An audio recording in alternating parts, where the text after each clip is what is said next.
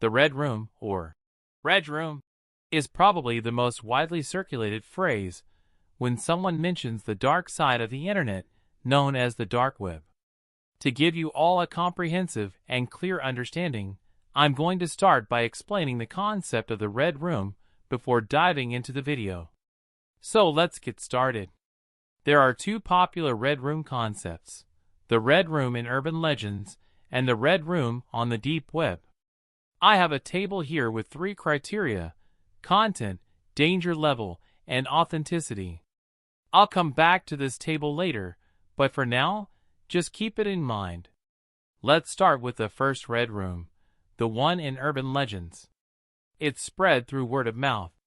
The Red Room in urban legends is linked to a story about a small window that pops up when a user is surfing the internet. This originates from Japan. While someone is browsing the web, a notification, also known as a pop-up window, appears with the title, "Do you like this?" When the user tries to close this box, it reappears with the title, "Do you like the Red Room?" No matter what the user does, it's useless, because just a second later, the entire screen turns red. And of course, what appears are rooms containing mostly physical violence. There are many variations because of the nature of urban legends, which are told by many people. Delving deeper into the Red Room, there are mainly 2 key elements: violence and intimidation.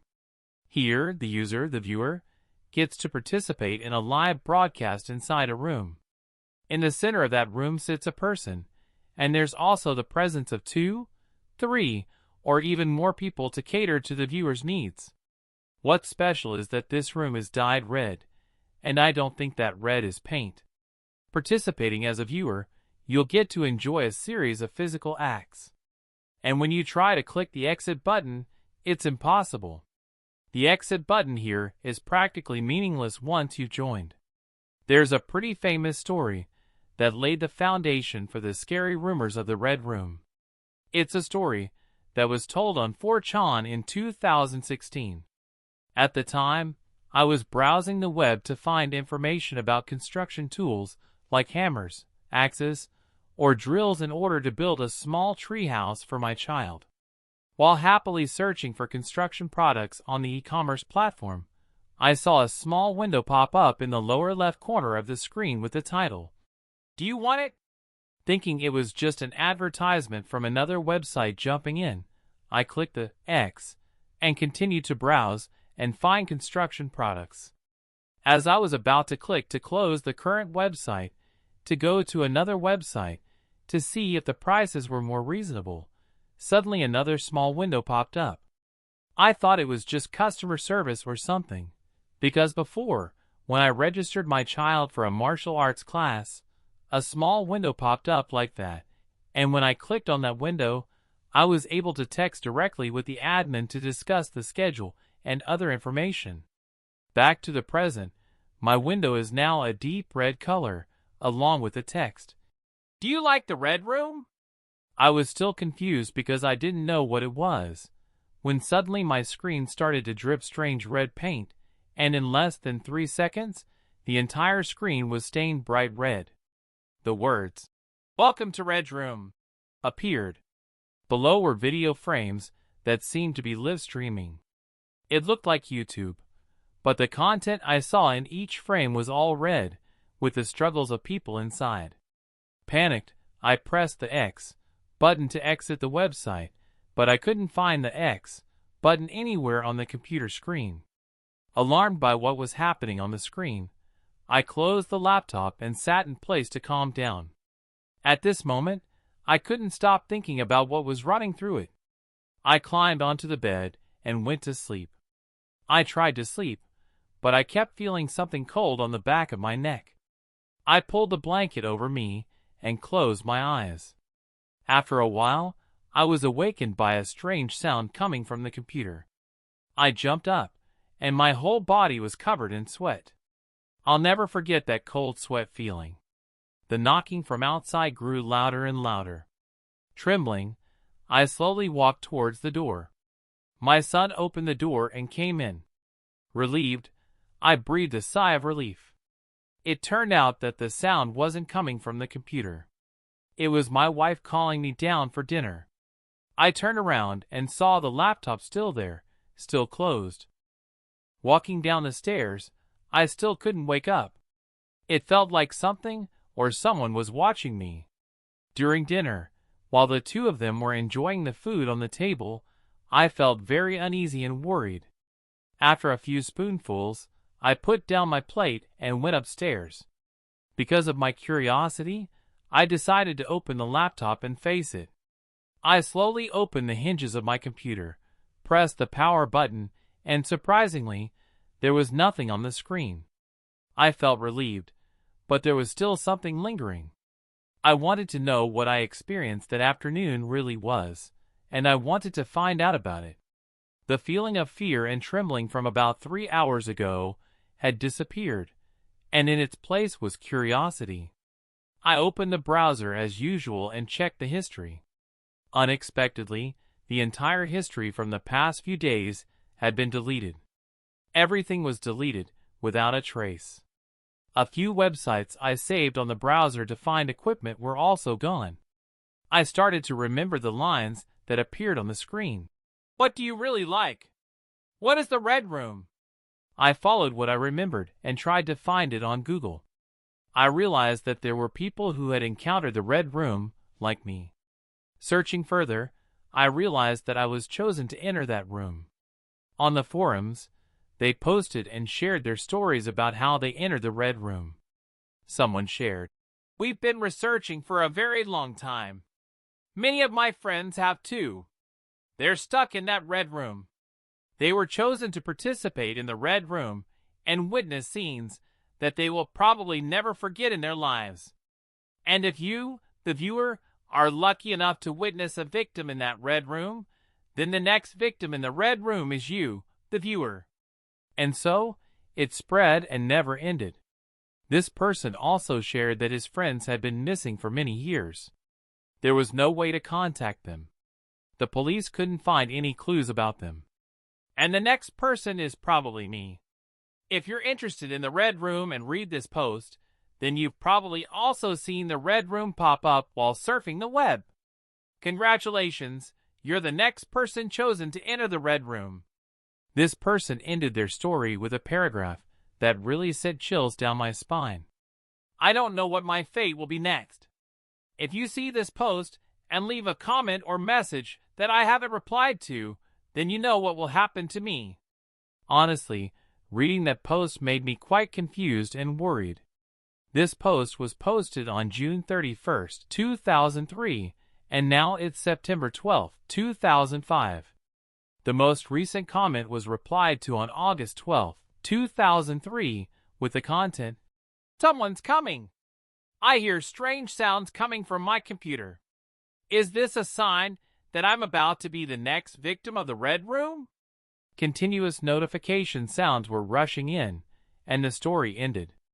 Honestly, after reading this person's post, I don't want to browse the web anymore.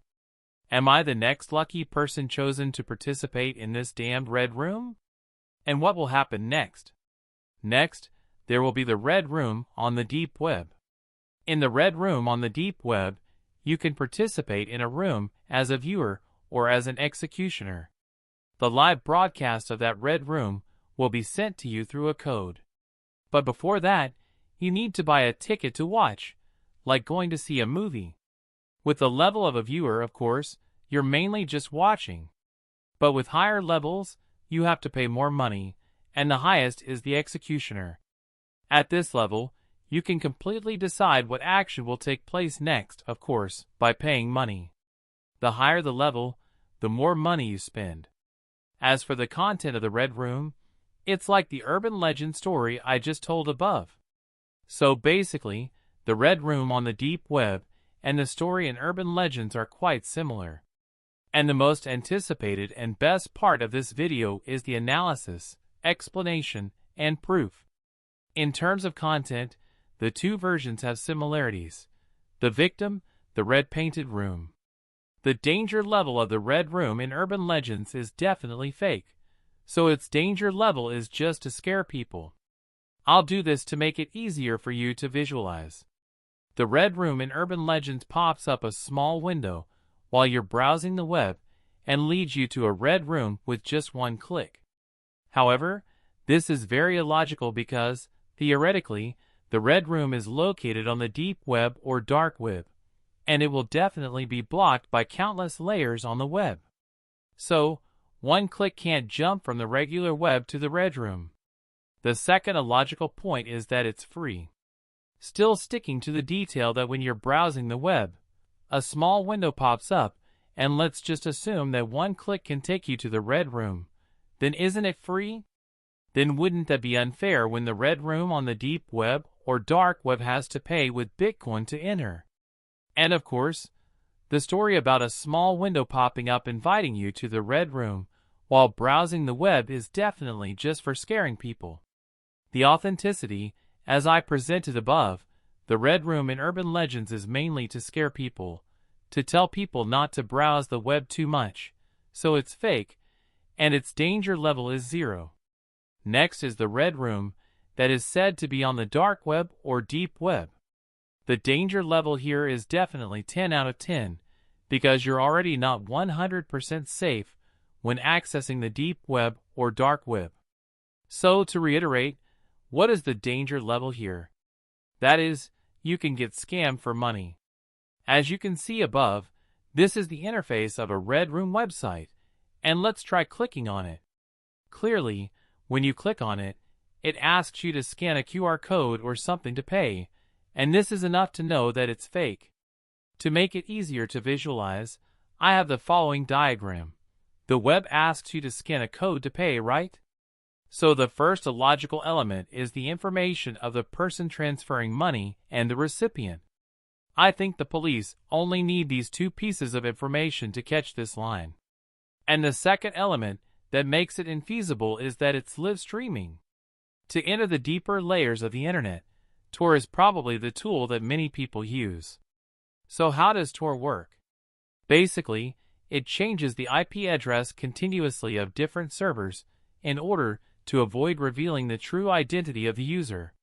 So how the heck can you live stream with this? It will lead to a situation of lag and extreme lag for both the viewer and the broadcaster.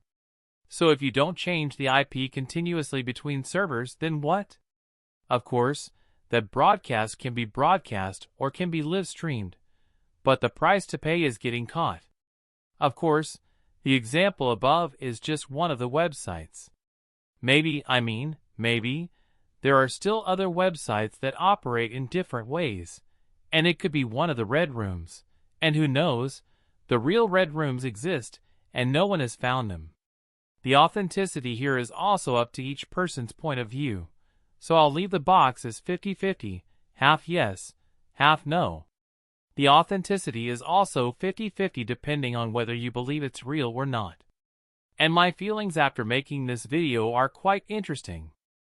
By the way, I'll also share that with my basic programming skills, I can completely create a Red Room website where you can access it just with your phone. If this video gets supported, somewhere around 50,000 views, or if it gets support, then in the next clip, I'll program a Red Room website and also point out and prove to you some more information about the dark web. So if you want me to make a clip programming a Red Room website, then leave a comment below or this clip gets 5,000 views. Some of you told me that I've been in a cave or that it's been 8 months and I haven't released a video. Actually, I used to do YouTube, but it wasn't very well received. But recently, I've been getting a lot of attention, so I think I can be motivated to continue. And here are some typical posts in this week's group. Don't forget to leave a like and subscribe to give me more motivation. I'm TinyView. Goodbye and see you in the next clips.